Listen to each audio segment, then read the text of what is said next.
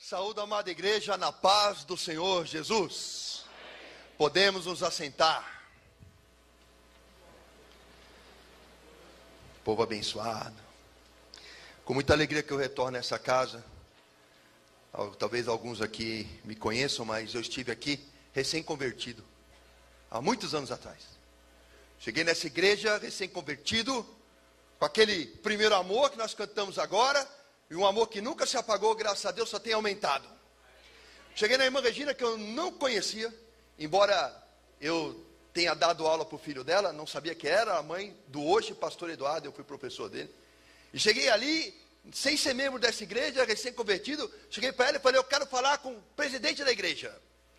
Ela falou, mas o que você quer? E eu falei, eu preciso montar uma sala de evangélicos para formar evangélicos no cursinho e colocá-los na Unicamp, na USP, na Unesp, para ganhar as universidades para Jesus, porque eu sou professor de cursinho e eu quero essa sala. E aí ela poderia ter pensado, ele não é membro, esse garoto é xarope da cabeça, mas não, ela passou para falar com o pastor Paulo. E ele ouviu aquele jovem cheio de amor, com vontade de fazer a obra, e ele mandou reunir o grupo aqui de jovens, sem nem me conhecer. E daquele grupo eu formei uma classe de evangélicos, e muitos foram aprovados no vestibular. E estão nas universidades pregando a palavra de Deus, para ganhar as universidades para Jesus. Então eu louvo a Deus por essa igreja, por essa disposição, por ter pego um jovem que tinha aquela chama de amor, e ainda permanece, e não ter apagado a chama, quando ela havia se iniciado, o que faz uma oportunidade. Vamos abrir para Deus em Salmos. Salmo 139, Salmo 139, versículo 13, 139, versículo 13. 139, versículo 13. Quem achou, diga amém. Glória a Deus. Diz assim a palavra de Deus. Tu criastes o íntimo do meu ser, e me teceste no ventre de minha mãe. Eu te louvo porque me fizeste de modo especial e admirável. Tuas obras são maravilhosas. Digo isso com convicção. Meus ossos não estavam escondidos de ti, quando em secreto fui formado e entretecido como nas profundezas da terra. Os teus olhos viram o meu embrião. Todos os dias determinados para mim foram escritos no teu livro, antes de qualquer um deles existir. Põe a mão no seu peito e diga assim comigo: eu não sou um acidente. Eu sou plano de Deus.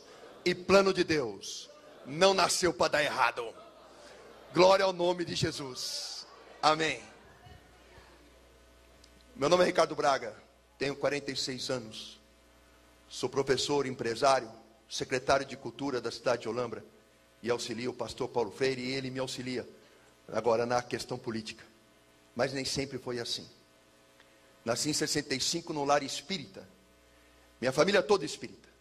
Como todo espírita, eu sempre ouvi falar de Deus, porque tinham fé em Deus.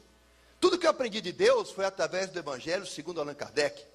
Li os 400 livros que o Chico Xavier psicografou. Nosso Lar, Emmanuel, 50 anos depois. Li toda a literatura espírita que caía na minha mão, Zíbia Gasparetto, todo aquele trem do inferno. Também estudei cromoterapia, cristal, reiki, eubiose, racionalismo cristão. Li o Bhagavad Gita, que é o 9º livro dos Vedas, a Bíblia dos Krishna. E aí tinha uma busca por Deus. E achava, como o povo aí acha, que todos os caminhos levam a Deus. Não sabia aquela máxima: eu sou o caminho, a verdade e a vida. Ninguém vem ao Pai se não for por mim. Só Jesus leva a Deus. Não é Buda, não é Krishna, não é Maomé. Só Jesus leva a Deus. Mas eu tinha aquela fé e uma sede, uma busca constante de conhecer a Deus. O Evangelho segundo o Espiritismo, psicografado pelo Allan Kardec, na verdade tem passagens do Novo Testamento, retiradas da Bíblia, colocadas num novo livro, com interpretação do Espírito, de espíritos. O diabo faz isso. O diabo não tem poder criador. Ele imita, ele engana, ele mente, ele rouba, ele mata. Ele veio desviar, usando a palavra de Deus, até os escolhidos, se possível. É o texto, fora do contexto, criando um pretexto para te levar para o inferno. E aí eu acreditava naquilo, e eu vivia aquilo. A minha mãe montou um centro espírita em casa. É um centro espírita kardecista, depois virou um terreiro de Umbanda. E o terreiro de Umbanda da minha mãe cresceu. De 600 a 1.000 pessoas frequentavam a minha casa por final de semana. E eu estava sendo preparado para ser chefe do terreiro. Tenho cortes no meu pulso, cor cinza, e tatuagens no meu corpo, porque estava sendo preparado para aquilo. Vários pactos. E lá no centro de Umbanda e kardecista, a gente pregava o quê? Caridade. A gente acreditava que pelas obras, pela caridade, se eu fosse honesto o suficiente, se eu fosse caridoso o suficiente, certamente eu alcançaria a prosperidade. Eu achava que era pelo que eu fizesse que Deus ia olhar para nós. Mas na verdade eu não tinha ideia da graça de Deus. Achava que Deus era alguém de barba branca, bem distante de mim, lá no alto, que não tinha nada a ver com meus pequenos problemas, que eu era responsável pela própria felicidade. E pregávamos isso, e críamos que sendo caridoso, bondoso, etc., nós alcançaríamos algum retorno. Mas quando as portas do centro espírita se fechavam, dentro da minha casa, isso não acontecia. A gente pregava aos outros caridade, paciência, mas quando fechavam-se as portas, dentro do meu lar, da minha casa, o meu pai não conversava com a minha mãe não falava com meu pai, os irmãos viviam brigados em insubordinação aos pais, não havia paz, não havia respeito, não havia misericórdia, e aí nasceu na minha mente a seguinte questão: se eu prego tudo isso, e faço tudo isso, por que não dá certo? O meu pai teve 5 empresas, todas elas faliram, e ele era um homem muito ambicioso, trabalhava muito, mas quando chegava no topo ela quebrava. Às vezes eu estava naquela casona com o carro na garagem, no outro dia o oficial de justiça penhorando todos os bens. E ele não conseguia estabilidade, nem financeira, nem emocional, nem familiar. Embora pregássemos isso, não havia essa verdade na minha casa. A última vez que o meu pai quebrou, era uma firma que ele abriu de mineração chamada Daigon. A empresa quebrou. Junto com meu pai faliram homens que investiram muito dinheiro lá. E esses homens ameaçaram meu pai de morte, disseram: eu perdi muito dinheiro porque acreditei em você. Ou você devolve, ou a gente te mata. Com medo, o meu pai reuniu minha mãe e os filhos e disse assim: vamos fugir de São Paulo. Nós vamos embora daqui, porque estão me ameaçando de morte. E meu pai resolveu fugir. E fugiu com toda a família para o Ceará. Por que Ceará? O meu pai é cearense, a minha mãe é gaúcha e eu sou paulistano. Por parte de avó, alemão e italiano. Por parte de pai, espanhol e português, quer dizer, vira-lata legítimo. Aí, meu pai pegou esse vira-lata que vos fala, junto com os outros vira-latinhas, meus irmãos, e nós fomos para Fortaleza. A minha avó em Fortaleza, que ainda está viva com 95 anos, ela teve 11 filhos homens, ela pariu um time de futebol todinho. O maior é o tio Jorge, com 2,10 metros. O menor é meu pai, com 1,80 m. Eu sou o menor dos meus primos. E meu pai achou que indo para Fortaleza, tendo ele muitos irmãos, 10 irmãos, ele iria ser recebido e os irmãos dariam uma força e ele ia sair daquela situação de falência. E não foi assim que aconteceu, porque quando nós íamos nas férias, a família toda recebia bem. Olha, vocês vieram, que bom! Mas agora não, estava chegando um homem falido com esposa e filhos. A família recebeu assim: não é que vocês vieram mesmo? Aquela alegria foi trocada por uma preocupação, porque não estava chegando uma família, estava chegando um problema. Após alguns meses morando na casa de minha avó, a minha mãe reuniu eu, meu irmão e minha irmã. Eu com 14, meu irmão com 13, minha irmã com 11 anos na cama, e disse: eu estou me separando do seu pai. Não dá mais para viver com ele. Amanhã eu vou juntar minhas coisas, eu vou embora para São Paulo, e lá eu vou arrumar um emprego, vou refazer a vida, e vou trazer vocês para morar comigo. Aguenta um pouco. Assim ela disse, assim ela o fez. No dia seguinte ela juntou as malas, colocou as roupas e foi embora para São Paulo. Deixando eu, meu irmão, minha irmã, com meu pai, que já era um homem intratável, e agora ele ficou insuportável. Ele dizia todos os dias: você não vale nada, você não vira nada, você não vai dar em nada, porque você é igualzinho a sua mãe, aquela pi. Quando eu tinha dinheiro, eu tinha família. Agora que eu não tenho dinheiro, eu não tenho família. Para que eu fui casar e ter esse monte de desgraçado dependendo de mim? Com 14 anos eu ouvi essas palavras de maldição, e no meu coração nasceu mágoa. A mágoa virou ressentimento, o ressentimento virou raiva, e a raiva virou ódio. Eu tinha ódio do meu pai. Escrevia para minha mãe relatando todos os momentos de angústia e decepção. Escrevia semanalmente. Semanalmente ela respondia, porque minha mãe era a referência de amor, que se fora. Aí escrevia semanalmente e as cartas dela começaram a demorar para vir. Um mês. Depois as cartas começaram a vir semestralmente. E depois anualmente. E assim passaram-se anos. 14, 15, 16, 17 anos. A minha mãe nos abandonou e não cumpriu a promessa de nos levar embora.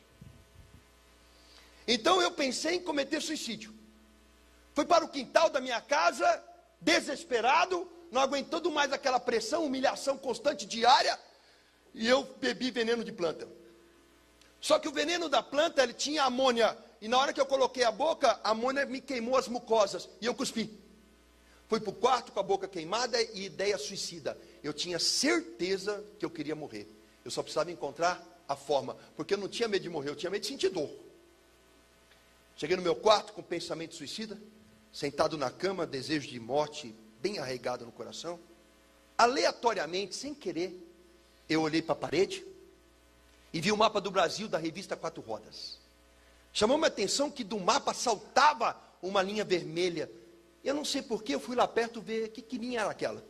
Estava escrito lá, BR-116. Ela vem do Piauí, passa pelo Ceará, atravessa o país inteiro, passa por São Paulo e Rio Grande do Sul. E naquele momento que eu vi aquela estrada tão comprida, me veio um pensamento na mente. Talvez a minha mãe não tenha me abandonado. Talvez ela esteja passando por algum problema e ela não quer me contar para não pesar ainda mais a minha situação. Então o desejo de morrer foi substituído pela vontade de viajar, encontrar a minha mãe, resolver os problemas que estavam pendentes e finalmente trazer meus irmãos e formatar a família de novo. Eu abandonei a ideia de morte e nasceu em mim a ideia de encontrar a minha mãe. E sem nenhum real no bolso, apenas com uma mochila nas costas, eu saí de Fortaleza a pé e atravessei 5 estados brasileiros andando em busca de amor de mãe. Eu sou empresário, secretário de cultura, professor, mas um dia eu fui morador de rua. Saí domingo, depois do Fantástico, com a mochila de roupa e nenhum real no bolso. Eu acreditava naquela época, vejam, eu tenho 46. O menino de 17 anos da minha geração era bem mais inocente do que o menino de 17 anos hoje. Eu saí acreditando que se eu pedisse carona, alguém daria. Se eu precisasse de algo, alguém ajudaria. E assim eu acreditei. Peguei o ônibus, desci na rua 13 de maio, em Fortaleza, e debaixo de uma placa, estava escrito assim, São Paulo, 3.500 quilômetros, eu comecei uma jornada. Caminhei a noite toda pedindo carona, ninguém parou. Quando deu 3:30 da manhã, deitei no acostamento da estrada, usei a mochila como travesseiro. Era a primeira noite que um menino de classe média alta, que nada lhe faltou na vida, ia dormir na rua, minha primeira noite na rua. Passou o caminhão, o chão tremeu, tive medo, imaginei que se alguém furasse o pneu, talvez procurasse o acostamento, iria passar por cima, não iria me ver. Então, dali do acostamento, fui para o meio do mato e adormeci. 5:30 da manhã, o sol no Nordeste já nasceu, e aquece e brilha, e eu acordei, dormi 2h30 apenas. Caminhei o dia todo sem comer nada, bebendo água em posto de gasolina somente, com fome, mas com vergonha de pedir comida. Caminhei o dia inteiro em jejum, e adormeci a segunda noite, debaixo de um cajueiro, próximo a um posto de gasolina, bem cansado, suado, com fome. Amanheceu a manhã do terceiro dia. Eu já estava um dia e uma noite em jejum, caminhando sem repor as energias. Quando abri os olhos na manhã do terceiro dia, debaixo de um cajueiro, próximo a um posto de gasolina, pela primeira vez na vida, eu tive fome. Meus amados, o que vocês têm não é fome, o que vocês têm é apetite. Estou com vontade de comer algo, isso é apetite. A fome não, a fome é uma necessidade orgânica, é como respirar. Se eu fechar sua boca e seu nariz com a minha mão, você aguenta alguns minutos, mas logo você vai estar debatendo-se comigo, tentando desafogar. E aí você entra em desespero. A fome é assim também. Eu senti sudorese nas têmporas, as minhas mãos tremiam, tremores nas mãos, sentia ânsia de vômito, vomitava, só saía água, não tinha nada no estômago. Senti fraqueza, sentia que os sentidos iam desaparecer. Com o restinho de força que eu tinha, eu fiquei de pé me apoiando na árvore e olhei para o posto de gasolina e lá estava 3 degraus e a lanchonete. A fome me tirou o nojo, me tirou o pudor, me tirou a vergonha. Eu só tinha fome e desespero, e para comer faria qualquer coisa. Caminhei sentindo que ia perder os sentidos até aquela lanchonete, subi os 3 degraus com muita dificuldade, apoiando-me no balcão, onde haviam caminhoneiros tomando café da manhã. Aquele cheiro de café fresco, aquele cheiro de pão com manteiga na chapa, me avolumou a sensação de fome. Então o moço veio em minha direção e eu disse: moço, estou faminto, estou com muita fome, eu venho de muito longe, eu estou para desmaiar na sua frente, o senhor tem alguma coisa para eu comer? Ele gritou comigo dizendo: essa hora, mal abri já tem gente pedindo, é o dia todinho, gente pedindo. Oh meu querido, abri agora, estou atendendo esse povo, volta outra hora. Quem tem fome, meus amados, não tem outra hora para voltar. Caminhei apoiando-me na parede com a minha mão, sentindo que ia desfalecer. Quando a parede acabou, tinha uma calçada estreita, acompanhando todo aquele corredor do posto, aquela parede comprida, e no meio da calçada, um latão de lixo. De lá saiu o cozinheiro cheio de pratos com resto de comida, provavelmente da janta da noite anterior. E ele jogou aquela comida no lixo. Caminhei até o lixo. Fiz uma concha com a minha camiseta, disputando comida com baratas e formigas. Eu enchi minha camiseta de arroz, de bisteca de porco parcialmente mastigada e tudo que eu encontrei. Dei 6 passos para fora daquela lata de lixo. Sentado no chão de terra, eu, pela primeira vez na vida, um menino de classe média alta, estava revirando lixo para almoçar. Eu comi pouco, porque o meu estômago estava muito pequeno, muito tempo em jejum. O pouquinho que eu comi já deu uma sensação de saciedade. Tive um sono incontrolável. Deitei do lado e dormi por 6 horas consecutivas no chão. Quando eu abri os olhos e acordei, sem que eu fizesse força, de forma inesperada, eu comecei a lembrar das vezes na minha vida em que eu tive alimento e eu nunca agradeci. Lembrei de uma vez que eu cortei uma mão papaya e ele estava machucado e eu gritei com a minha mãe. Eu disse: mãe, você não compra uma fruta que presta, todas as frutas que você compra estão estragadas. Lembrei uma vez que eu fui comer um arroz e eu gritei com a minha mãe. Falei: mãe, esse arroz é de ontem, não dá para fazer um arroz novo, tem que comer essa porcaria. E eu comecei a chorar, não porque eu havia comido lixo, eu comecei a chorar porque eu me vi pela primeira vez. E quem eu vi, eu não gostei. Eu me reconheci mimado, arrogante e ingrato. E chorava de vergonha de mim mesmo. Essa noite você levantou, essa manhã você levantou, tomou café, almoçou, está aqui. Se você se alimentou, isso é manifestação do amor de Deus pela sua vida. Mas o que Deus tem com isso? Eu comprei minha comida? Eu faço a minha comida? O que Deus tem com isso? Eu sou biólogo, professor de biologia, tenho mestrado em bioquímica, sou biomédico, filósofo e pedagogo, tenho 4 faculdades. Só para descobrir que eu não sei nada. Deus é que sabe.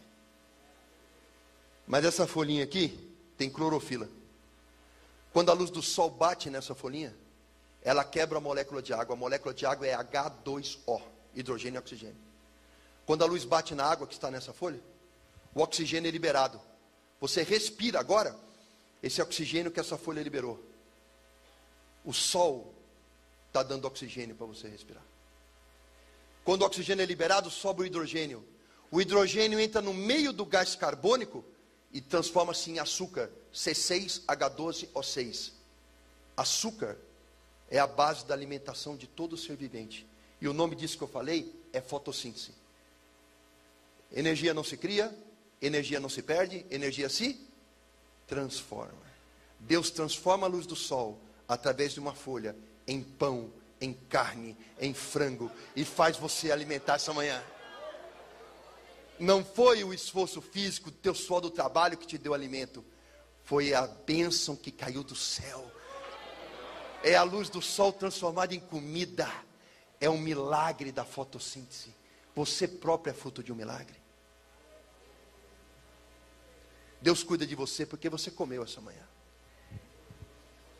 E assim, nós muitas vezes almoçamos, jantamos, damos graças a Deus naquele dia, mas nós devemos, naquele alimento antes de comer, mas nós devemos dar graças a Deus por todo o alimento que nós colocamos na boca. Precisou que eu revirasse uma lata de lixo para entender essa verdade. Muitas coisas aconteceram e o tempo é curto, então vou me prender a 3 coisas. Caminhei muitos dias e muito longe, e dias sem tomar banho, dias e dias sem escovar os dentes. A cada dia que eu passava, eu ia me transformando num morador de rua, cada vez mais sujo. E aí o que acontecia? Ia enfraquecendo. A perna inchava, o tornozelo inchava, o joelho inchava. Cada picada de inseto, cada arranhão de árvore infeccionava. Ia emagrecendo, perdendo peso rapidamente. Nesse estado de coisas, quando eu parava para descansar, nem que fosse 5 minutos, para ficar de pé, tinha um ritual. Eu tinha que ficar de 4, de joelho, me apoiar em alguma coisa, levantava com dores, pernas trêmulas, andava mecanicamente, até que a musculatura aquecia, então eu engretava uma marcha automática. Assim eu cheguei no estado da Bahia, e o norte da Bahia, extremamente pobre. Até aquele dia eu encontrava posto de gasolina para pedir comida, ou revirar uma lata de lixo, ou beber água numa torneira. Mas no norte da Bahia, um posto de gasolina era muito distante do outro. 47 graus de temperatura, você via aquele asfalto, aquela fumaça sair do asfalto, transformando a paisagem quase numa miragem. Um calor insuportável, o pé cozinhando no tênis, eu querendo água para beber, e um posto de gasolina muito distante do outro. Seguia aquele asfalto preto, eu subia aquelas colinas, e eu falava, no alto dessa colina eu vou ver um posto, pelo menos para matar minha sede. Mas quando eu chegava lá em cima, eu só via mais asfalto. Achando que eu ia desfalecer, caminhando, ouvindo apenas o som dos meus passos, ouvi um forró, uma música. E eu pensei, tem música, tem gente. Saí da estrada em direção à música, caminhei numa bicada no meio do sertão, e lá na frente encontrei uma chácara linda, maravilhosa. Haviam vários carros novos ali, havia um cheiro de churrasco no ar, estava havendo uma festa. Cheguei no portão daquela casa, chique, com carro chique, uma festa cheia de gente, bati palma, toquei campainha, uma senhora apareceu, e eu disse, minha senhora, eu venho de muito longe, estou com muita sede, muita fome. A senhora tem alguma coisa para eu comer e beber? Ela estava segurando um churrasco com uma mão, bebida na outra, e disse, ô meu filho, eu estou dando uma festa, passa outra hora.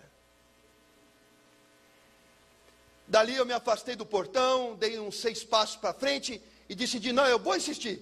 Voltei, toquei a campainha, bati palma, ela olhou para mim, viu que era eu, retornou seu corpo, soltou os cães que vieram latindo ao portão. Fiquei tão desnorteado com aquela situação, que ao invés de retornar pelo caminho da onde eu vim, eu virei à direita e caminhei a esmo, desnorteado. Lá na frente, encontrei uma casa paupérrima, do lado de um cajueiro, uma casa de pau a pique, pau trançado, com barro pisado na parede, um balanço de pneu, 4 crianças seminuas brincavam ali, debaixo daquela única árvore, uma casa paupérrima. Parei na porta daquela casa, que era menor do que eu, e abri em 2, bati palma.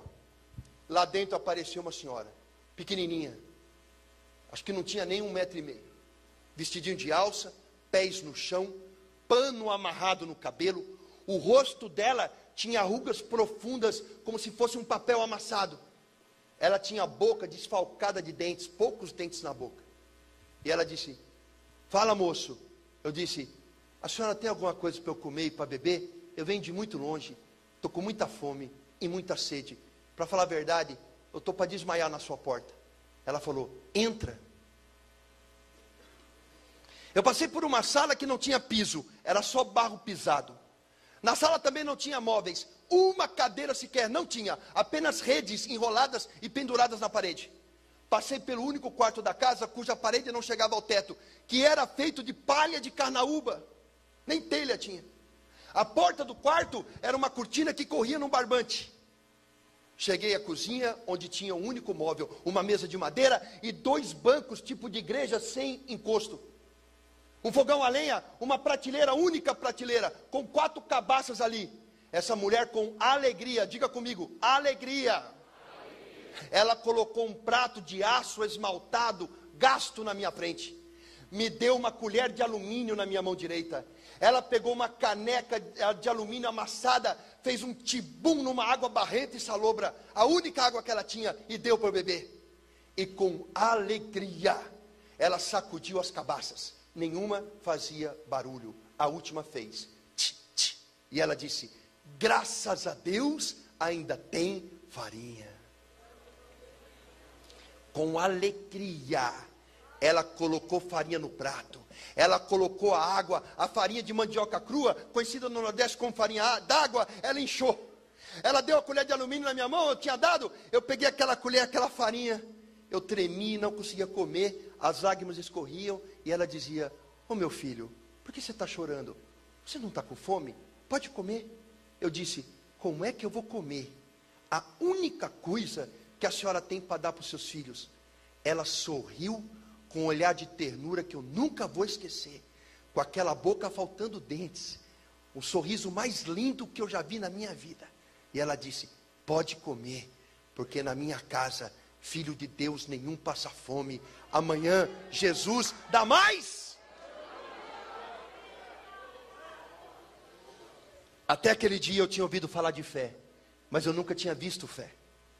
Hebreus 11 diz que fé é a certeza das coisas que não se veem, a certeza das coisas que se esperam. Obrigado, querido. Isso é fé. Até aquele dia eu tinha ouvido falar de fé, alguém que tem fé, mas eu nunca tinha visto alguém viver a fé. Aquela mulher tinha todas as razões para olhar para as circunstâncias e desanimar. Ela tinha o rosto envelhecido, ela não tinha beleza na sua boca. Ela tinha 4 crianças famintas e seminuas. Ela tinha uma casa paupérrima, construída, quiçá, com a força das suas próprias mãos. Ela era envelhecida, muito envelhecida, antes do tempo. Ela tinha os pés descalços, mas ela tinha uma coisa que a mantinha de pé. Ela tinha algo que mantinha o seu coração aquecido. Ela tinha algo que dava força para levantar cada manhã. Ela não olhava para as circunstâncias, ela se recusava a fazer isso, porque aquele que tem fé não olha para o gigante, olha para Deus. Como que você veio aqui hoje? Desanimado? Será que você entrou pelas portas dessa igreja abatido por um problema? Esse problema não é maior do que o teu Deus. Aquele que olha para o problema, que se prende às circunstâncias, ele é amedrontado, acuado por ela. Mas aquela mulher disse aquela frase: na minha casa, filhos de Deus nenhum passa fome, porque amanhã Jesus dá mais. Portanto, ela tinha os olhos de águia, os olhos dela estavam na fé em Deus. Ela tinha um olhar acima dos problemas. E da onde vinha aquela ternura no olho? Da onde vinha aquele sorriso, aquela alegria genuína? Da fé e do Espírito que habitava no corpo dela, aquecendo o seu coração, tirando os olhos dela da circunstância, dizendo: filha, viva pela fé, viva pela fé. Em nome de Jesus. Peguei minha mochila, comi, peguei minha mochila, dei a ela, disse: nenhuma dessas roupas te serve, essa mochila não serve para a senhora, mas a senhora aceita, é a única coisa que eu tenho, a senhora pode vender, pode trocar, faça o que a senhora quiser. Ela aceitou. Saí daquela casa, só com a camiseta, shorts, um tênis que já quase não existia, e voltei para a estrada alimentado. Caminhei muitos quilômetros, passei por muitos lugares. Quando chegou no estado de Minas Gerais, era julho e fazia frio. Numa alta madrugada, a neblina na estrada, uma garoa fina, o frio nos ossos. Eu vi ali uma luz de posto de gasolina neon difusa na neblina. E eu pensei: eu preciso encontrar um lugar para dormir essa noite, porque o frio vai me matar. Caminhei apressado até aquele posto, a chuva engrossou um pouquinho, todo molhado. Eu deitei do lado de uma bomba de combustível, recolhendo meus braços para dentro da camiseta. Quando lá de trás, sem que eu percebesse, veio o vigia do posto e me chutou as costas gritando: pingaiada! Isso é hora de um pinguço vir dormir aqui no posto. Eu não sei se você já tomou um chute nas costas, uma bolada ou caiu. O fato é que quando a gente leva uma pancada nas costas, o ar nos falta, nós não conseguimos respirar. Eu não conseguia responder nada a ele. E ele dizia: olha aí, não consegue nem ficar de pé. não consegue falar, está bêbado.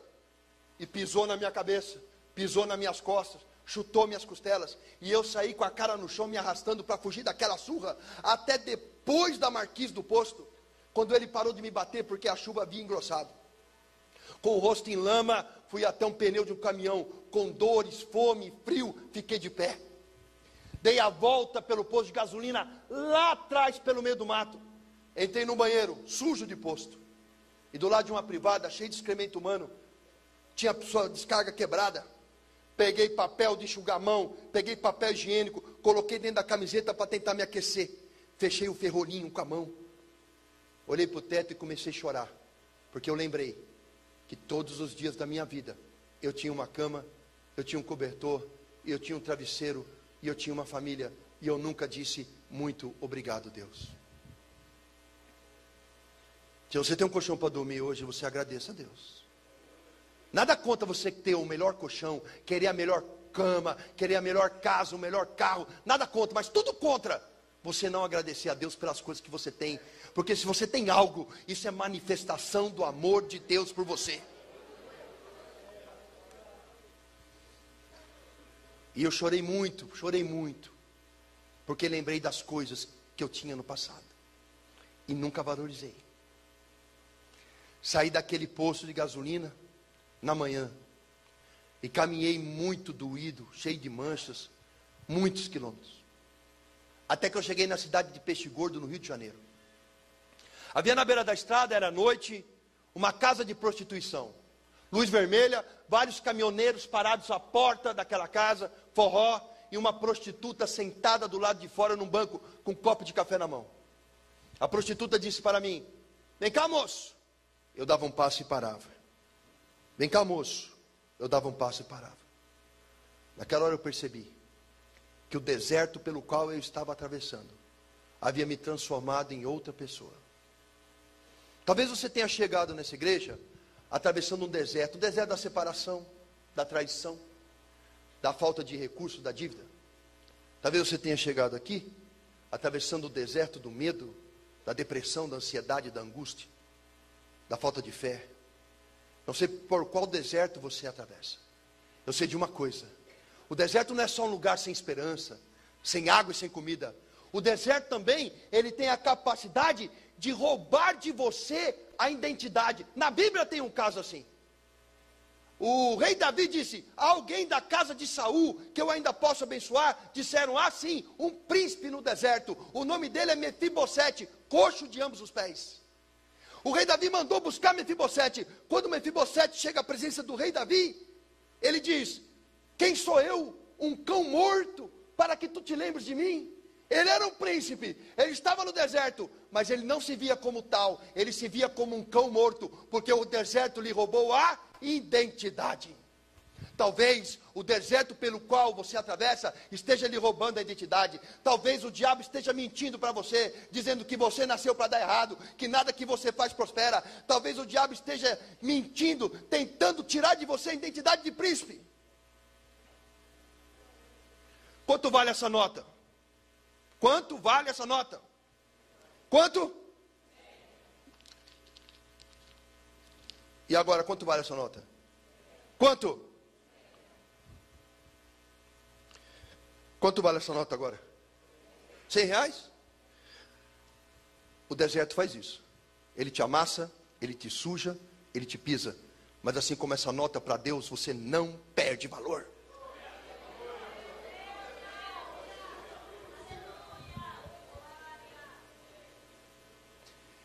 E a prostituta me chamou.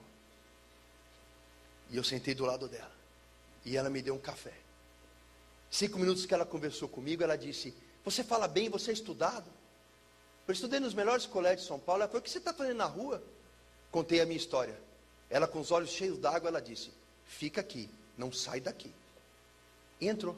E eu obedeci. Meia hora depois, ela saiu com o caminhoneiro. Ele abotoava suas calças e disse: quem é o menino? Ela falou: aquele moço ali.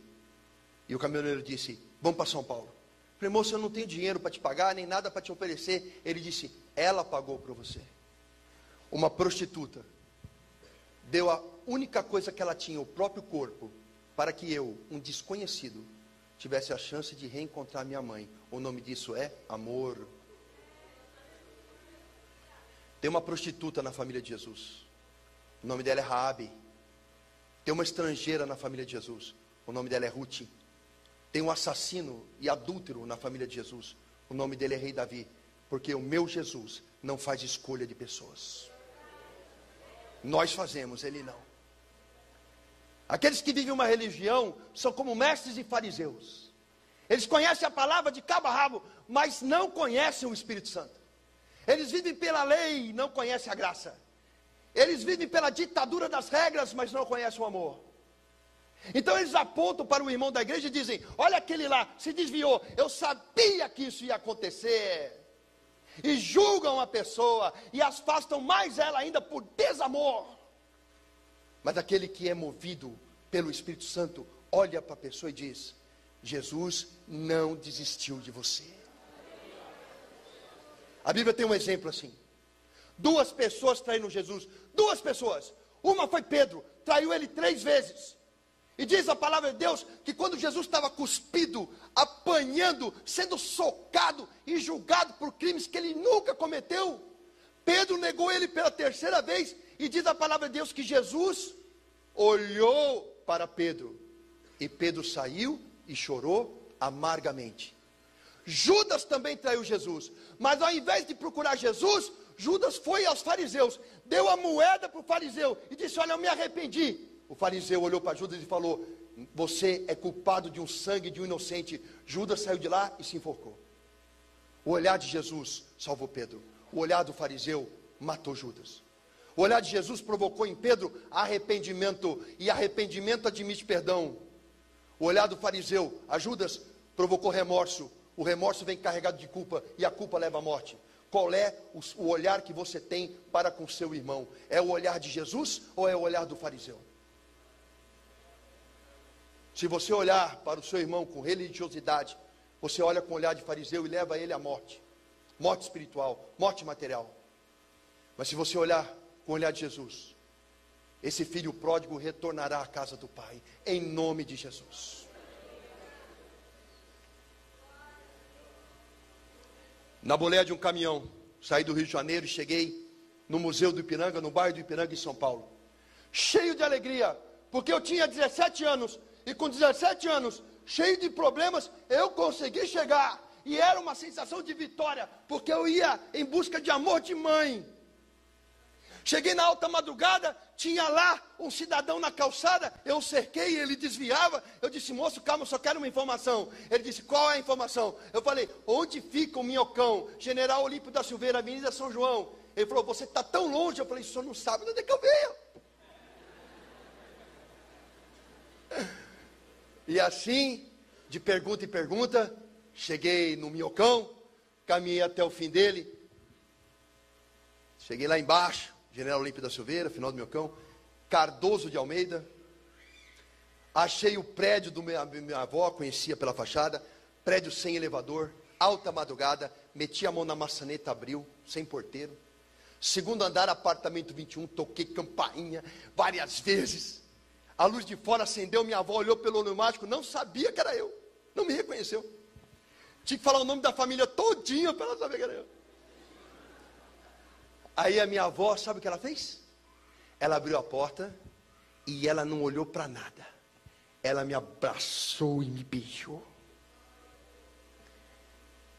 Como estão sendo tratados os idosos na sua casa?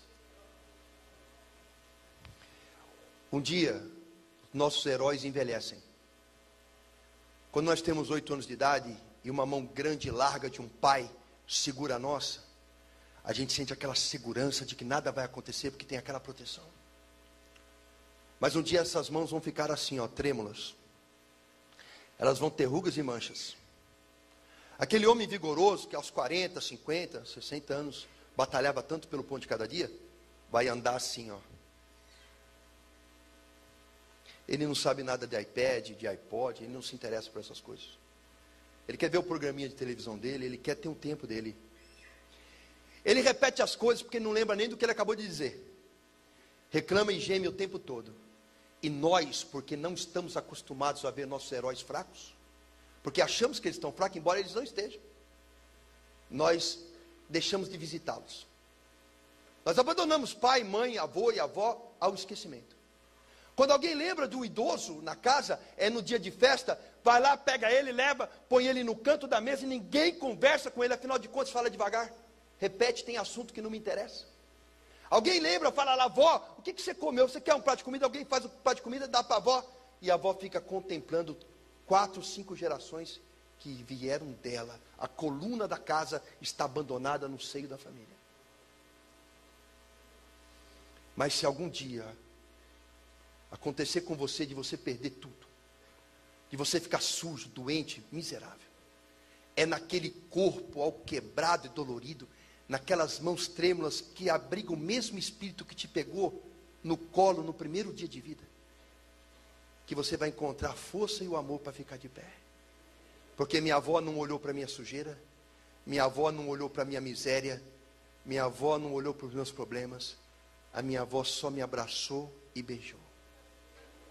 Como estão sendo tratados os idosos na sua casa?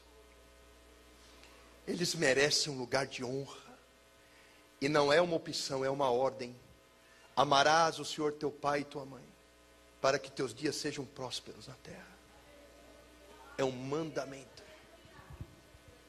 Minha avó mandou eu tomar banho, e eu fui. E eu cheguei no banheiro e tirei a roupa, e pela primeira vez me vi nu. Não enxergava a cor da minha pele, eram placas e placas de fuligem, de gordura. Olhava para o meu cabelo empastado, comprido. Gustavo, olhava lá, meu cabelo empastado e comprido. Olhei meus dentes no espelho, eu não enxergava a divisão entre eles. Passava a língua, era uma crosta. Fui fazer xixi, saiu sangue. Abri o chuveiro, aquela água quente, o primeiro banho, quente. Aquela água quente caía, ela não me esquentava só a pele, mas me esquentava os ossos. Fazia o sabonete no corpo, fazia pouca espuma, tamanha era a sujeira. O mesmo com o shampoo, saía aquela água preta pelo ralo. Eu apoiei as mãos na parede e chorei, porque todos os dias da minha vida eu tive um banho quente e eu nunca disse muito obrigado. Nunca. Saí do banheiro com o pijama emprestado do vô. Fui até a cozinha, era alta madrugada, minha avó não fazia comida há muito tempo, ela comia de marmita do restaurante, e ela fez o quê? Umas torradas com queijo, e orégano, e azeite, e fez um todão quente. Eu comi aquela torrada e aquele toddy, comi pouco, porque o estômago estava apertado, mas nunca na minha vida eu comi comida tão gostosa. Sabe, meus amados, eu como com empresários, nos melhores restaurantes. Muitas vezes eu estou em Brasília, várias vezes ao lado do pastor Paulo. E quando eu saio com deputados para almoçar, às vezes em restaurantes chiques, eu como comidas caras e finas. Mas nunca na minha vida eu comi, nem vou comer nada mais gostoso que aquela torradinha, aquele todão. Porque não era só uma comida limpa, era uma comida cheia de amor de vó. Amor de vó.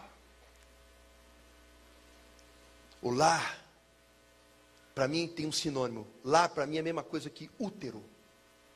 É um lugar em que você se protege, é um lugar de acalanto, é um lugar de descanso. E muitas vezes é o lugar que nós mais manifestamos a nossa ira.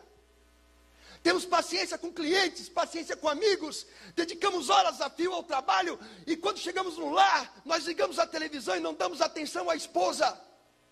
Nós não olhamos um filho que cresce, porque nossos olhos estão sedentos de uma novela, e nós não olhamos para o lado. Nós não vemos que nós estamos num lugar sagrado, uma família que foi constituída por Deus e que está sob a égide da bênção dele. E nós lá descarregamos o nosso ódio, o nosso cansaço, maldizemos os que nos querem bem.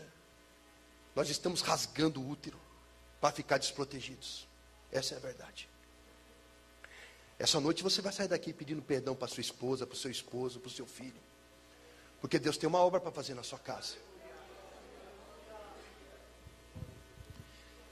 E aí minha avó colocou um colchão no chão fino. E eu deitei naquele colchão, muito tempo dormindo no chão, em cima de pedra. Quando eu deitei naquele colchãozinho fino, parecia que meu corpo não parava mais de afundar. Olhei para o teto e pensei, hoje não chove na minha cabeça. Dormi profundamente, seguro. Quando abri os olhos de manhã, Minha mãe estava sentada no sofá, olhando para mim. Pulei nela, abracei, agarrei, beijei. Quase sufoquei. Choramos juntos, soluçamos juntos. E ela disse: meu filho, por que você fez essa loucura?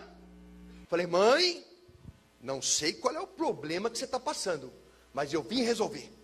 Me põe no médico, me ajuda a ficar forte. Eu vou juntar com a senhora, nem que eu tenha que vender limão no sinal. Nós vamos ganhar dinheiro e nós vamos trazer meus irmãos, fazer a família junta de novo. E ela olhou para mim e falou: filho, não estou passando por problema nenhum não. Só que eu casei de novo. E o homem com quem eu casei não quer que você more comigo. Minha mãe estava me rejeitando pela segunda vez. Só que essa vez doeu mais. Porque eu arrisquei a vida para ouvir que eu não podia ser amado.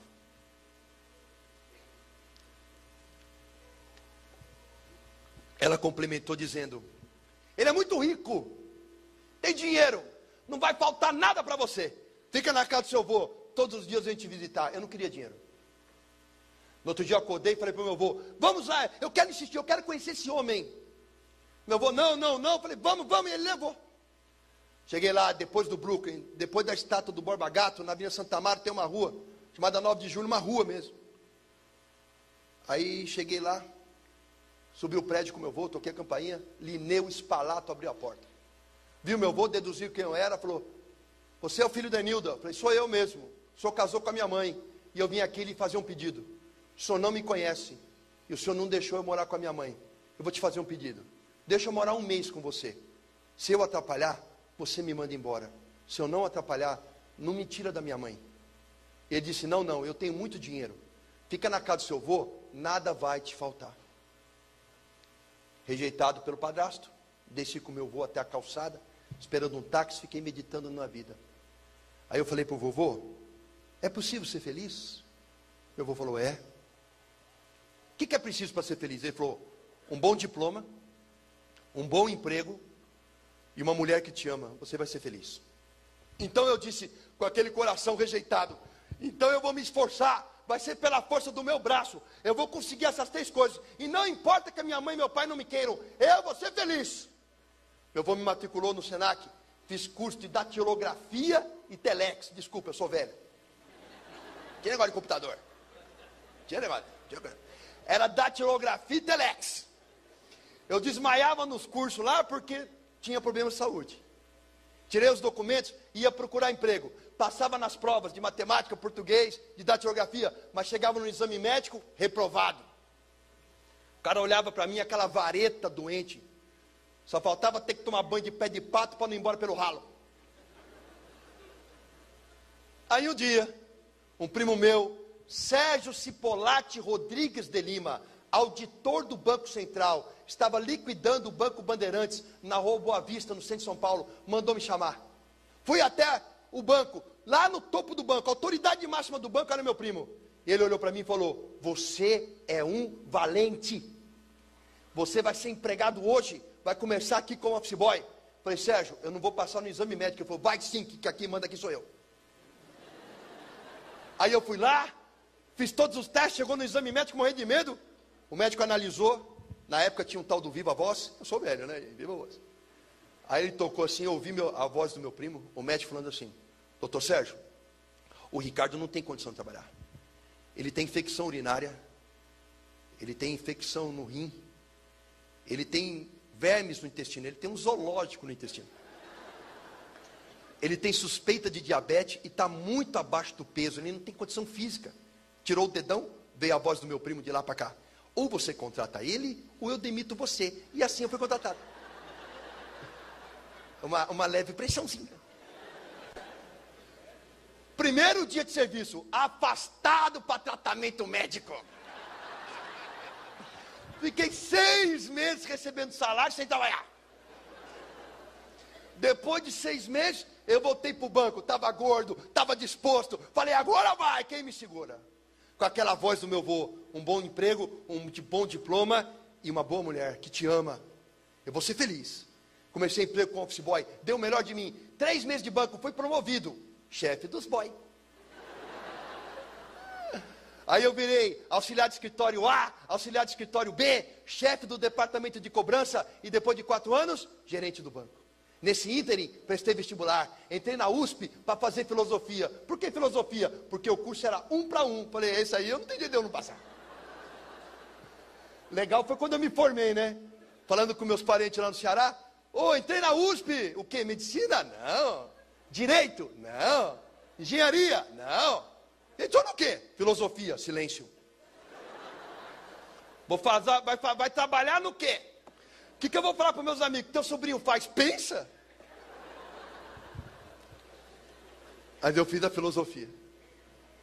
E aí, em 4 anos, eu tinha um apartamento, eu tinha um diploma da USP, eu tinha um bom emprego, e tinha conhecido uma moça, Isildinha Aparecida Machado, 8 anos mais velha que eu, bióloga da Unicamp. E eu tinha uma mulher que me amava. Eu não tinha felicidade. O meu vô estava errado. O meu casamento era uma desgraça, porque eu era um homem extremamente ciumento, extremamente nervoso. Porque todo homem que foi rejeitado, todo cara que é inseguro, ele se defende na agressividade. A Isildinha não aguentou. Depois de 4 anos de casamento, conseguindo as 3 coisas que o meu avô falou, e não sendo feliz, ela desistiu de mim. E ela disse, eu vou me separar de você. Só que está perto do Natal. Vamos esperar o Natal e o Ano Novo, para depois anunciar às famílias que já gostam de ambos, que nós terminamos. Eu com o coração doído pensando, eu não posso perder essa mulher, mas da boca está fora, já vai tarde. A fila anda. Orgulhoso, orgulho. E assim, no Natal, na casa do meu sogro, recebi um telefonema, o meu sogro branco, sem sangue na face, catou o telefone branco, entregou para mim, é melhor você ouvir. Peguei o telefone e falei, alô, era o meu tio em Fortaleza dizendo que o meu irmão que ficou lá, Marcelo Lima Braga, havia se suicidado. O meu irmão se enforcou na noite de Natal no quarto do meu pai. Peguei o carro do meu sogro, fui até o aeroporto de Congonhas, minha mãe já estava me esperando. No avião, indo para Fortaleza, ela dizia assim, quem matou meu filho? Eu falei, mãe, não sei. Morreu de acidente? Foi doença? Eu não tinha coragem de dizer para ela que o filho dela tinha se enforcado. Chegou no aeroporto em Fortaleza, vi a família, eu contei, mãe, o Marcelo tirou a própria vida. Minha mãe deu um grito e caiu no chão. Fomos ao velório, meu pai veio na minha direção, eu soquei meu pai. Os meus tios pularam em cima de mim. O tio Jorge médico me deu uma injeção, eu apaguei. Quando abri os olhos, eu estava no apartamento onde o meu irmão havia se enforcado. Era madrugada. O meu pai estava encostado na porta, olhando a parede que o meu irmão se enforcou, fumando um cigarro atrás do outro, porque o chão estava cheio de bituca. Eu queria sair daquela cama e jogar meu pai pela janela, porque o ódio que eu tinha dele era um ódio de morte. Não consegui. Quando o dia amanheceu, levantei da cama, o meu pai e eu nos cruzamos no corredor, eu olhei para o olho dele, vi um homem destruído, e eu apontei o dedo para ele e falei, bem feito. Eu pensei em te matar essa noite, mas eu quero que você morra devagar, de remorso. O meu irmão deixou um menino, Gustavo Ventura Braga, com 2 anos de idade, lá em Fortaleza, ele morreu e deixou um filho. A minha mãe falou, volta sozinho para São Paulo, avisa o teu padrasto que eu não vou. O teu irmão deixou um filho que está sem pai, eu vou cuidar desse menino. E minha mãe ficou em Fortaleza para cuidar do neto. E eu voltei para São Paulo sozinho, novamente separado de minha mãe. Cheguei em São Paulo, casamento terminado, irmão suicida, mãe no Ceará. Desisti de tudo, larguei o emprego. Dividimos o apartamento em 2 na venda do divórcio. Peguei todo o dinheiro que tinha e trocava a noite pelo dia. Nas noites de São Paulo, sem trabalhar, vivia de uísque e cerveja nas boates de prostituição. Trocava a noite pelo dia. A minha esperança era que alguém, numa briga de bar, desse uma facada em mim, desse um tiro em mim. E assim passaram anos, 2, 3 anos, até que, um dia no Bexiga, no Café Piu Piu, tomando cerveja num bar, uma namorada minha da época, Mariana Melilo Sauer, médica infectologista do Hospital do Servidor Público, na época estudante de medicina, fazia medicina na Fundação ABC. Ela chegou até meu ouvido e disse, seu pai infartou, morreu. Eu levantei um brinde na mesa com um copo de cerveja na mão e disse, vamos brindar. Todo mundo brindou comigo, estão brindando a quê? Eu falei, a morte de um desgraçado. Esse era o meu coração. Resolvi abandonar tudo, largar São Paulo, largar tudo, largar a namorada também. Porque quem está no mundo pensa assim: está com problema no casamento? Troca de mulher. Está com problema no emprego? Arruma 10 empregos. Ora, se o problema está dentro de você, para onde você for, você leva consigo. Problemas não servem para você fugir dele, servem para você enfrentá-los. Prestei vestibular, porque eu tinha uma boa base de estudo. Entrei na Unicamp no curso de biologia, sem um tostão, quebrado, destruído, acreditando que eu devia morrer. Fui morar na moradia de estudante, que é de graça. Peguei a bolsa do Vale Alimentação, que a Unicamp dá para quem não tem dinheiro para comprar comida, para comer no bandejão. Peguei uma bolsa de emprego, para ganhar um salário mínimo, trabalhando por semana na Unicamp. Fazendo biologia, com 6 meses de curso. Arrumei emprego de professor no COC. Professor estagiário. Passei 6 meses dando aula, os alunos fizeram abaixinado para me contratar como professor definitivo. Virei professor de cursinho. Salário, 14 mil reais por mês. Dando aula onde? Campinas, Franca, Ribeirão, Vinhedo. Total de alunos que eu dava aula por ano, 5 mil. Entrava em sala de aula com 300 alunos para dar aula. Fiquei famoso. Os alunos adoram o professor, exaltam o professor. Eu tinha um belo salário, aluguei uma bela casa, comprei um belo carro, ia viajar, gastava 6 mil reais por mês em uísque. Saía com todas as alunas que me dessem mole. E são muitas. Porque a aluna dá mole para o professor, pode ser bonito, feio, baixo, alto, não se interessa. E eu tinha tudo que o mundo diz, que se você tiver, você vai ser feliz. Eu tinha fama, eu tinha dinheiro, eu tinha bom uísque, eu tinha bens materiais, eu tinha as mulheres mais lindas que eu conseguia encontrar, e eu só não tinha alegria. O mundo mente aí fora para o povo, dizendo: se conseguir as coisas vai ser feliz. Só quem é capaz de curar um coração e preencher um espaço é Jesus. E assim a minha vida começou a ser transformada. Porque num dia na Unicamp, bêbado, com os pés em cima de uma caixa de cerveja, de calção sem camisa, com as minhas tatuagens expostas, numa mesa cheia de médicos e biólogos, passa uma crente, uma filha de Deus Altíssimo, uma evangélica que veio do encontro com o Senhor Jesus. Ela não tinha uma Bíblia debaixo do braço, ela não pregou a palavra para mim, ela só passou. E ela estava tão cheia do Espírito, que quando ela olhou para mim, o meu olhar cruzou com o dela segundos.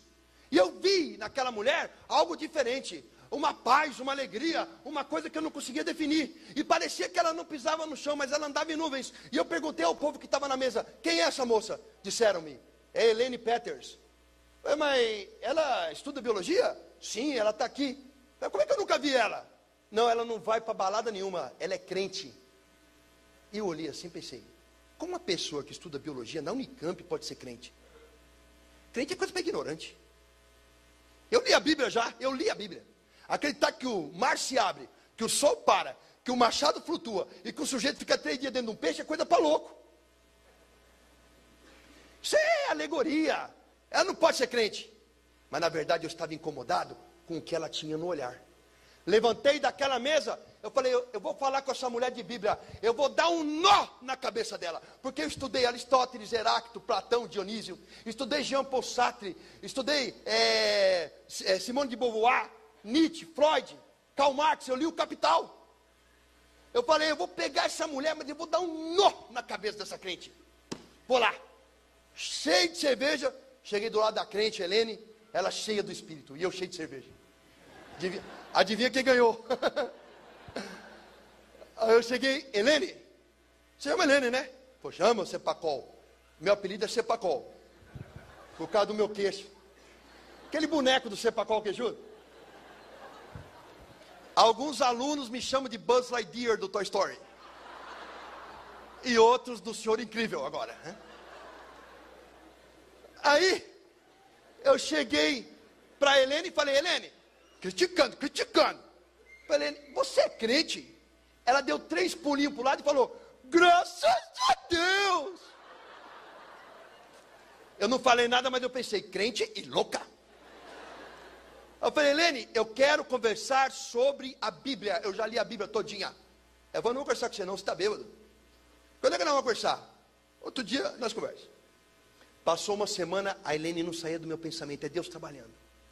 Aí encontrei com ela na Unicamp e corri. Helene, vamos falar da Bíblia hoje? Ela falou, não, você está bêbado. Quando você estiver bom, a gente conversa. Eu falei, filha, eu estou bêbado todo dia, eu não vou acordar.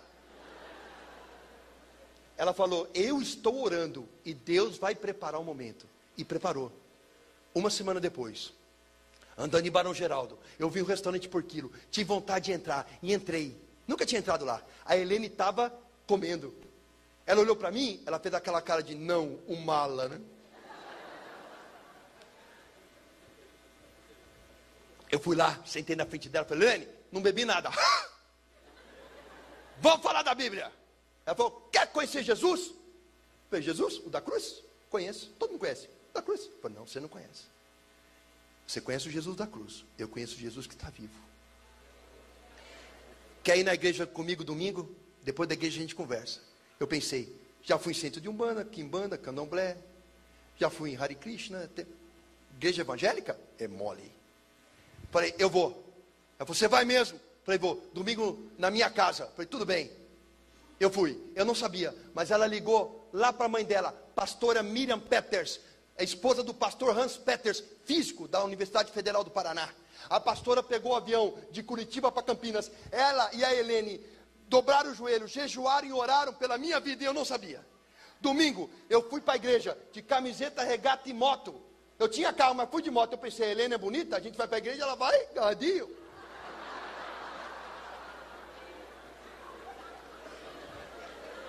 Esse era o meu coração.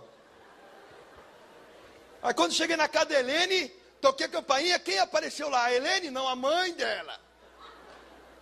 Pastora. Ela correu no corredor, me abraçou, me apertou, chorando, e disse no meu ouvido, Jesus te ama e eu também. Eu não falei nada, mas eu pensei, essa loucura é de família. Aí eu falei, eu estou de moto, nós somos em 3, como fazemos? Ela, nem a que for a pé, nós vamos para a igreja. Pegamos o ônibus e fomos. Chegamos na igreja, chegamos no meio do louvor, o povo estava lá adorando ao Senhor, em línguas, orou, quando sorou, e a Roma Súria, canta lá, e eu olhava aquilo, eu falei, o que é isso? Olhei para o lado para falar com a Helene estava assim.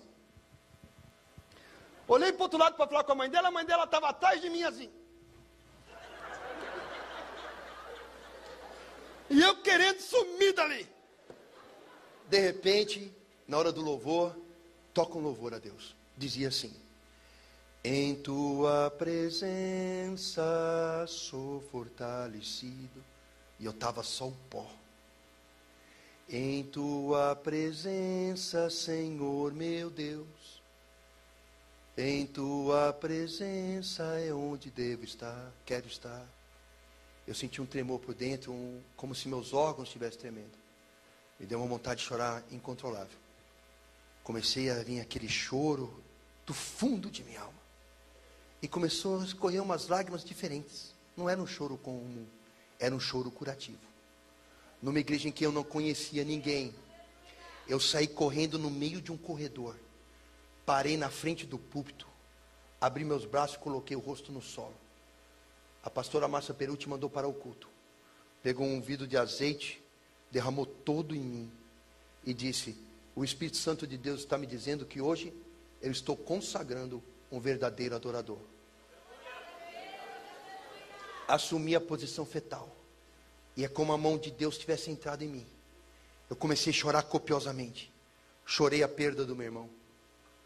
Chorei a mágoa da rejeição. Chorei a maldição das palavras do meu pai. Chorei o abandono, chorei a sujeira, chorei a miséria. E à medida em que eu chorava, o meu coração se alegrava e cicatrizava.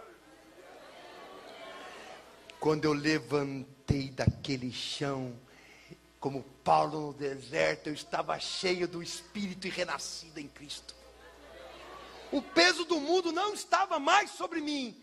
E eu tinha uma alegria que eu não conseguia controlar. Uma alegria que o diploma não deu, que o casamento não deu, que o dinheiro não deu. Uma alegria que eu não conseguia conter. E o brilho nos olhos que a Helene também tinha. E eu descobri o que era aquele brilho. O nome do brilho é Espírito Santo de Deus. Entrei no ônibus com a Bíblia na mão que eu acabei de ganhar, sujo de azeite e feliz. E eu gritava para pastor e família dentro do ônibus na hora de voltar: agora eu sou crente? Ela é, agora você é crente. Como é que eu faço para ser mais crente? Ela falou: calma que depois eu te explico. E eu queria saber tudo. Eu falava: como é que crente se diverte? Ele não faz sexo. E elas vermelhas de vergonha: calma. Todas as dúvidas a gente tira. Cheguei em casa pulando como a Helena estava, cheio do Espírito Santo. Moravam 2 metros comigo. Um é meu amigo até hoje, doutor James Novaes. Ele é doutor mesmo, ele fez mestrado e doutorado em psiquiatria, ele é psiquiatra. Ele me viu de um jeito diferente, cheio de óleo, com a Bíblia na mão. Ele falou: calma, você surtou. Meus amados, eu estou surtado há 9 anos. Fui dormir. Eu dormi profundamente. Eu dormi como nos braços de Deus. Acordei no outro dia e fui dar aula. Levei um livro de biologia e levei a Bíblia. Entrei no cursinho, os alunos não entenderam nada. Abri o livro de biologia e abri a Bíblia. E disse: Gênesis capítulo 1.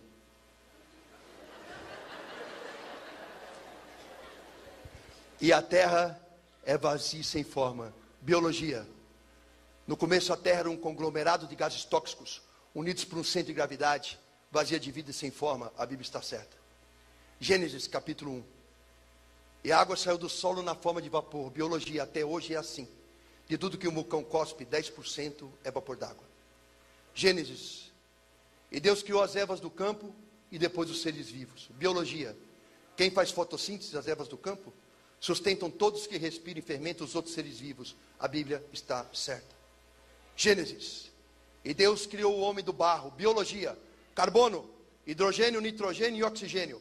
Formaram a primeira molécula orgânica, um ácido nucleico, em meio aquoso no barro. A Bíblia está certa.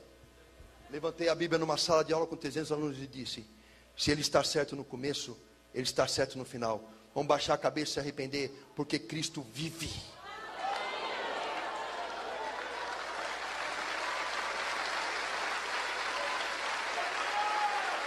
Cristo vive. Cristo é ressurreto. 300 alunos abaixaram a cabeça e oraram comigo naquele dia. E eu não consigo dar aula de biologia sem citar a Bíblia. Antes eu lia a Bíblia e não entendia. Agora eu leio a Bíblia e eu entendo. Porque a letra mata, mas o Espírito vivifica. Eu vejo filosofia na Bíblia, eu vejo religião na Bíblia, eu vejo arte na Bíblia, eu vejo ciência na Bíblia. A religião crê, a ciência comprova, a filosofia questiona e a arte expressa. 4 linhas do pensamento em busca de uma só verdade, caminho e vida: Jesus. Eu estudei filosofia, biomedicina, biologia, pedagogia, só para descobrir que eu não sei nada. Que em cada linha da Bíblia revelada pelo Espírito Santo guarda mais mistério que eu sou capaz de entender. Não se estribe no seu próprio entendimento. Busque comunhão com o Espírito e Ele refará os seus caminhos. Como terminou? Minha mãe tem 71 anos de idade. Ela mora comigo. Ela é convertida. Não lhe falta nada. Eu dou tudo a ela. Eu cuido dela. Porque no meu coração, eu nem lembro que ela me rejeitou. Ela só sabe o que é ser amada e cuidada. O filho do meu irmão Gustavo Ventura Braga é convertido. A minha irmã é convertida. A minha sobrinha Isabelle Braga é convertida. Porque está escrito: tu e tua casa serão salvos. Na igreja do Nazareno, com meus amigos pastor Josimar e Alex, Deus falou no meu coração para eu voltar e encontrar aquele moço, meu padrasto, lá atrás de São Paulo. Pedi perdão a ele. E eu fui, 20 e poucos anos se passaram. Ele morava no mesmo lugar. Toquei a campainha, o Lineu abriu a porta e viu que era eu. Me abraçou e chorou muito. E aí ele falou: o que você veio fazer aqui? Eu disse: eu vim te pedir perdão, porque eu te odiei muito. E ele chorando me disse: eu preciso do teu perdão, porque eu não deixei você morar com a sua mãe. O Lineu, 20 e poucos anos depois, estava falido. O filho dele morreu no acidente de moto e a filha com câncer no cérebro. Ele é sozinho hoje. O único amigo dele sou eu. No Natal eu vou buscá-lo. No aniversário ele passa comigo. Não lhe falta nada porque eu não deixo faltar. numa casa que eu não pude pôr os pés, eu entro e durmo no lugar de honra, no quarto dele, ele vai dormir no quarto de hóspede, porque está escrito: Deus exalta aquele que se humilha. Quem é aquele capaz de transformar amigo em um familiar? Quem é aquele capaz de te fazer perdoar a traição? Quem é aquele capaz de te restituir a saúde, os bens? Quem é aquele capaz de curar o teu coração? Qual é o nome? O nome daquele que é capaz de te tirar do peito o desejo de morte e te dar o desejo de vida. Jesus Cristo de Nazaré, o Cordeiro de Deus. Eu não sei com que coração você entrou aqui essa noite, mas eu sou aqui testemunha viva de que Deus existe e é vivo. Você não tem razão para lutar sozinho. Você não tem razão para enfrentar essa situação com a força do teu próprio braço. Você tem um Deus nos braços do qual você pode descansar e deixar que Ele realize em você um milagre. Fecha teus olhos, baixa a tua cabeça, que nós vamos orar.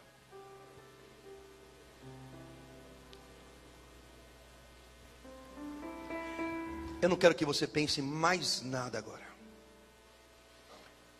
Esquece que tem alguém do seu lado. É só você e Deus.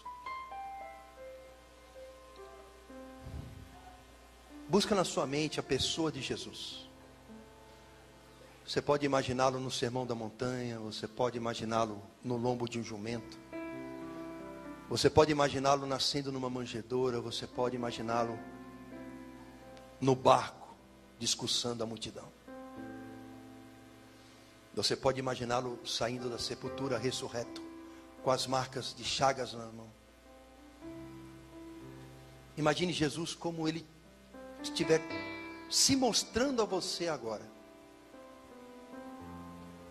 Fique preso a essa imagem. Não ligue para quem está do seu lado.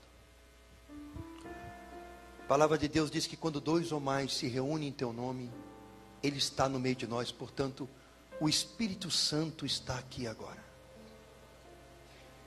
Traga à sua mente o seu problema. Talvez seu pai e sua mãe tenham rejeitado você desde o ventre. E o diabo está falando na sua cabeça há anos, dizendo: você não merece, você não vale nada. Mas nessa noite Deus está dizendo a você: ainda que teu pai e tua mãe te rejeitem, eu não me esquecerei de ti, porque o teu nome está marcado na palma da minha mão.